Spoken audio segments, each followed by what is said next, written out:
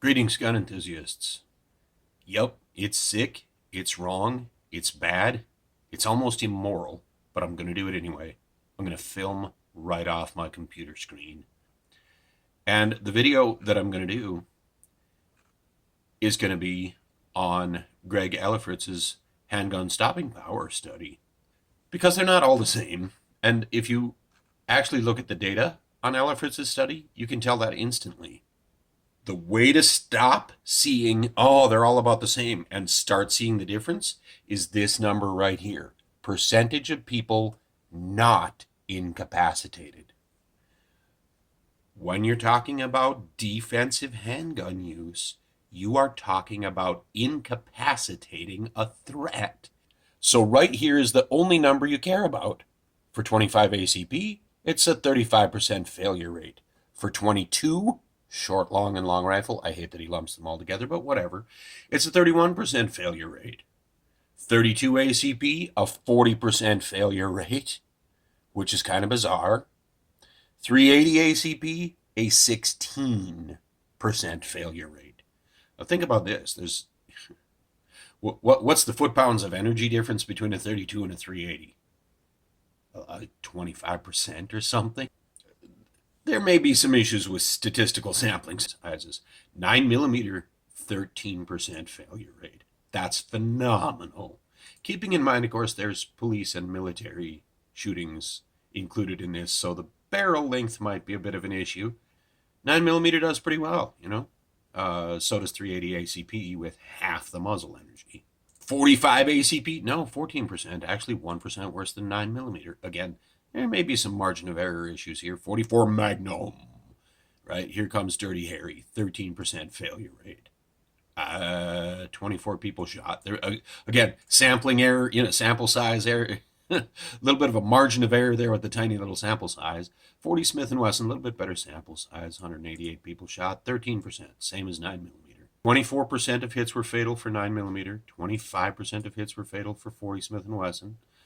Average number of rounds until incapacitation, 2.36 with a 40, 2.45 with a 9. Percentage of people not incapacitated, the failure rate, 13% for both.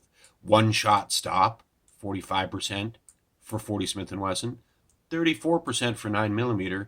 But I suppose the FBI is looking at that and going, hey, you got a higher capacity with 9mm. Pull the trigger again. Who cares? The one-shot stop is a little better with a 40 Smith & Wesson than it is with a 9mm. That's probably statistically significant. And given the advantages of a 40 Smith & Wesson, that's probably a real difference as well. And 45 ACP really isn't that different.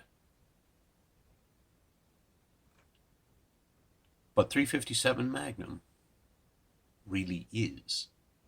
9% failure rate. You know what that compares to? Rifles. Center fire rifles have a 9% failure to incapacitate rate. Shotguns, 12%. Those are better than any of the handgun calibers except 357 Magnum. Look at that 9%.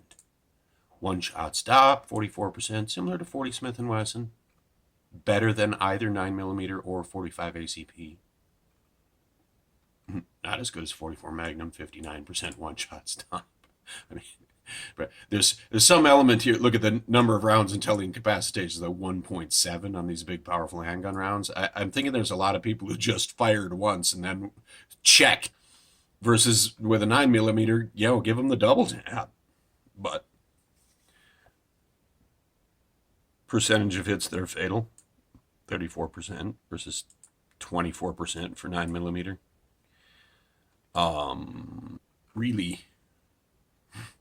Really low failure rate with one particular handgun cartridge, 357 Magnum. And Ellifritz lumped together Magnum and SIG. But overall, you do have better statistics with 357 Magnum. So there you have it, folks. That is my celebration of 357. 357 subscribers, 357 Magnum. Geographies are out.